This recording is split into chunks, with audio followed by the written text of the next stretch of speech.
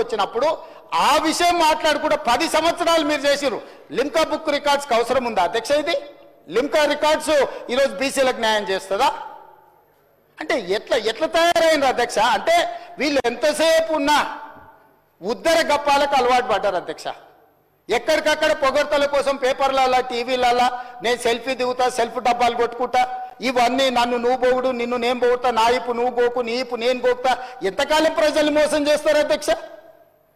మాట్లాడలేకపోవచ్చు అక్కడ ఉన్న మా బీసీ మిత్రులు, కానీ వాళ్ళ మనసుకు తెలియదా ఈరోజు ఈ ప్రభుత్వం చేస్తున్న ప్రయత్నం? ఎవరైనా ఈరోజు ప్రతిపక్షాలు డిమాండ్ చేసిందా అధ్యక్ష మమ్మల్ని?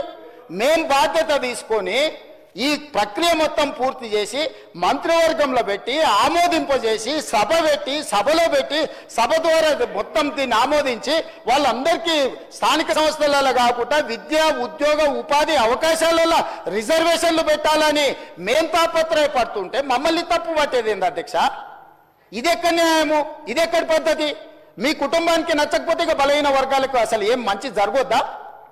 ఈరోజు ఈ డాక్యుమెంట్ మీద నేను ఒకవేళ వాళ్ళు చర్చకు పెడదామంటే రేపు ఎప్పుడు చర్చకు పెడదామో చెప్పమని ఉంది అధ్యక్ష. దీనికి ఉన్న సాంకేతికత ఏంది, దీన్ని చేసింది ఏంది, దీన్ని ఎక్కడ కంప్యూటరైజ్ చేసిండ్రు, ఎక్కడి నుంచి తీసుకొచ్చిండ్రు, ఇదంతా ఇప్పటి వరకు ఈ డాక్యుమెంట్ అనేది ఏదో ఒక వెబ్సైట్లో ఎవరో పెడుతున్నారు. ఇది అధికారికంగా నేను ఎందుకు కోట్ చేయలేదంటే వాళ్ళు రేపు ఇది చేస్తే నువ్వు ఎక్కడి నుంచి తెచ్చినావు అని అడుగుతారు. సోర్స్ ఆఫ్ డాక్యుమెంట్ నేను చెప్పలేను. ఇప్పుడు 9.5 సంవత్సరాలు మంత్రిగా పనిచేసిన ద గ్రేట్ ఆయన ఎవరో మంత్రి గారు చెప్పినందుకు ఇప్పుడు ఇది అఫీషియల్గా నేను మాట్లాడుతున్నా అధ్యక్ష. ఇది ఎక్కడ పబ్లిక్ డొమైన్లో అధికారిక వెబ్సైట్లలో లేదు. కేవలం ఆ కుటుంబం వాళ్ళ ట్రెజరీలో పెట్టుకొని ఎన్నికలు వచ్చినప్పుడు ఈ వివరాలను వాడుకొని వాళ్ళు రాజకీయం చేసిరు. మేము అట్లా చేయడం లేదు. అక్బరుద్దీన్ ఓవైసీ గారు ఏదైతే ఈ నివేదికను అడిగినరో, నివేదిక 4 వాల్యూమ్ల రూపంలో ఉంది. 3 వాల్యూమ్స్ ప్రక్రియ విధానము చేపట్టింది, డీటెయిల్స్ ఉన్నాయి. 4వ వాల్యూమ్లో మాత్రం ఇండివిజువల్ వివరాలు ఉన్నాయి అధ్యక్ష. ఇండివిజువల్ వివరాలు ప్రజలకు ఇవ్వడానికి వీలు లేదు. ప్రభుత్వానికి ఆ వ్యక్తికి మధ్యలో ఉన్న సమాచారము ప్రభుత్వం కాబట్టి ప్రభుత్వం మీద నమ్మకంతో ఇచ్చారు. ప్రభుత్వం కస్టోడియన్. ప్రభుత్వం cannot disclose every document, every detail to every individual. So దయచేసి అక్బరుద్దీన్ ఓవైసీ గారిని అర్థం చేసుకోమని నేను అడుగుతున్నా. ఇండివిజువల్ డేటా కాకుండా మీకు ఏం కావాలన్నా మొత్తం ఇస్తాం, కంపెల్ చేసి టోటల్గా రిపోర్ట్ ఇస్తాం. మీకు ఇంకేమైనా అనుమానాలు ఉంటే కూడా నివృత్తి చేస్తాం. దయచేసి బీసీల జనాభా పెరిగింది మా సర్వేలో, మైనారిటీల జనాభా పెరిగింది మా సర్వేలో. మేము పక్కా సమాచారాన్ని సేకరించినాము. 2011 తర్వాత జనాభా లెక్కలు జరగలేదు. జనాభా లెక్కలు కూడా కేంద్ర ప్రభుత్వం ఇచ్చిన ఒక అంచనా ప్రకారం ప్రతి సంవత్సరం 1.20 మాత్రమే పాపులేషన్ పెరుగుతా వచ్చింది. పాపులేషన్ అనేది స్టెబిలైజ్ అయిపోయింది.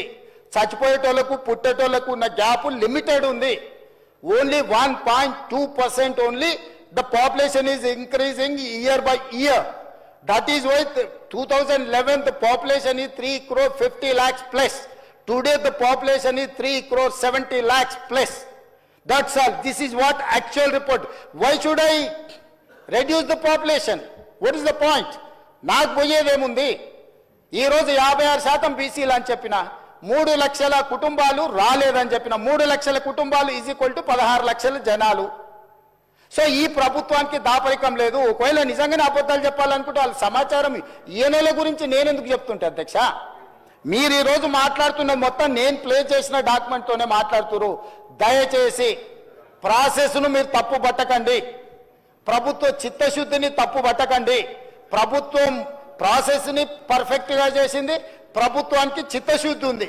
దీన్ని ముందుకు వెళ్ళేటప్పుడు ఆ బలహీన వర్గాలకు ఎట్లు ఉపయోగిద్దాము, ఇంకా పకడ్బందీగా ఎట్లా అమలు చేద్దాము, రేపు జరగబోయే జనాభా లెక్కలలో దేశం మొత్తము బలహీన వర్గాల లెక్కలు ఎట్లా దిద్దాము, దానికి మీరు సూచన చేయండి, సలహాలు ఇవ్వండి, సహాయం చేయండి.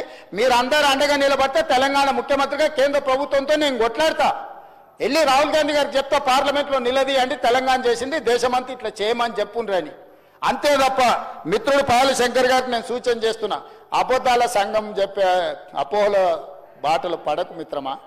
ఇక్కడ ముఖ్యమంత్రి ఉన్నాడు, ఎప్పుడు కావాలన్నా అప్పుడు కలుస్తా నేను. మీకు ఏం కావాలన్నా మీకు అనుమానాలు ఉంటే నివృత్తి చేస్తా. నేను ఎప్పుడో ఒకసారి అమావాస్య పుణ్యానికి బయటకు కనిపిస్తాను కాదు, 24 గంటలు అందుబాటులో ఉంటాను. నీకు తెలుసు, నీ మిత్రులకు తెలుసు.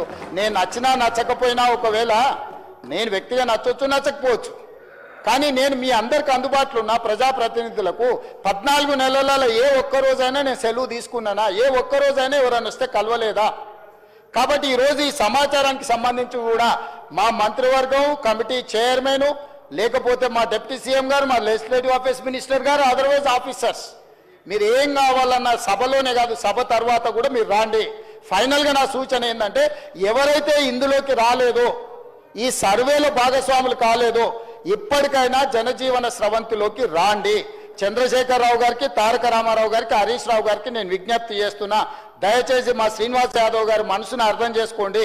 ఆయన మనసు, ఆ పక్కలున్న మా మిత్రుడు గంగుల కమలాకర్ కూడా బాధపడుతున్నాడు. అరే మా బీసీల కోసం ఒకసారి లెక్కలేసినప్పుడు మా సార్ లెక్కలకి వస్తలేడు, ఎల్లుండి పొద్దుగాల మేము ఏం మాట్లాడతామని. దయచేసి నేను మిమ్మల్ని కోరుకుంటున్నా మిత్రులారా, దీంట్లో వ్యక్తిగా లేకపోతే పార్టీగా లిమిటెడ్ మేమేదో లాభం ఆపేక్షించి చేస్తలేం. ఒక మంచి పనికి ముహూర్తం పెట్టినాము. ఈ మంచి పనికి అందరు సహకరించండి. మీ నాయకులకు కూడా చెప్పండి, డిఫర్ అయితే డిఫర్ కానివ్వండి, నేను డిఫర్ అయ్యేదాన్ని నేనేం ప్రశ్నిస్తలేను. కానీ ప్రభుత్వం చేపడుతున్న ప్రక్రియను వాళ్ళు పాల్గొనకపోతే మొత్తం ప్రక్రియ మీదనే అనుమానం వస్తుంది. దాంతో ప్రక్రియ మొత్తం నిష్ప్రయోజనం అయింది. ఏ ఆలోచన, ఏ ఉద్దేశం బలైన వర్గాలకు ఉందో, మా మిత్రుడు గంగుల కమలాకర్ గారికి, మా శ్రీనివాస్ యాదవ్ గారికి ఏదైతే ఉందో ఆ పర్పసే డిఫీట్ అవుతున్నది. పర్పస్ను డిఫీట్ చేయకండి. పొలిటికల్గా నాతో డిఫర్ అయితే డిఫర్ కాండి. I do agree, I have my own platform, you have your own platform. You can argue on your platform, I can argue on my platform. But the purpose is something different from politics. ఇది రాజకీయాల కంటే అతీతమైన ఒక మంచి ఉద్దేశంతో ప్రభుత్వం చేపట్టింది. దయచేసి నేను నచ్చలేదనో, లేకపోతే అడిగిన వివరాలు ఇస్తే మీకేమన్నా వ్యక్తిగతంగా ఇబ్బంది వస్తుంది అనుకుంటే రేపు ప్రజలకు జవాబు చెప్పాల్సి వస్తుంది, నాకు కాదు. ఈరోజు తెలంగాణ సమాజంలో ఉన్న 56% బలహీన వర్గాలకు ఈ సమాచారాన్ని ఇవ్వని ప్రజాప్రతినిధులు సమాధానం చెప్పాలి. వాళ్ళ నియోజకవర్గంలో ఉన్న ఓటర్లకు ఆ బలహీన వర్గాలు ఓట్లు వేయకుండా మేము ఎమ్మెల్యేలు అయినామని చెప్పగలరా అధ్యక్ష? ఆ ధైర్యం ఉందా? ఇవాళ బలహీన వర్గాలు, దళితులు నాకు ఓటేస్తే నేను ఎమ్మెల్యే ఇక్కడ కూర్చున్నా అధ్యక్ష. ఇవాళ ఈ ముఖ్యమంత్రి అయినా అంటే ఆ బలహీన వర్గాల, ఆ దళిత గిరిజన వర్గాలు మనల్ని గెలిపిస్తూ వచ్చినాం. మీరు ఎమ్మెల్యేలు అయింది ఆ బీసీల ఓట్లు లేకుంటే ఎమ్మెల్యేలు అయిందా?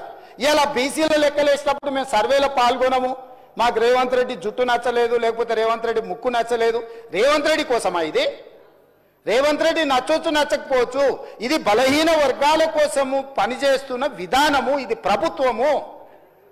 ఈ ప్రభుత్వ విధానంలో బలహీన వర్గాలకు మేలు చేయాలనే ప్రయత్నం చేస్తున్నాం. దయచేసి చిన్న చిన్న కారణాల చేత ఇంత పెద్ద లక్ష్యాన్ని బలహీనపరచకండి అని చెప్పి నేను ప్రధాన ప్రతిపక్ష నాయకుడికి, వాళ్ళ ఎమ్మెల్యేలకు నేను కోరుకుంటున్నా అధ్యక్ష.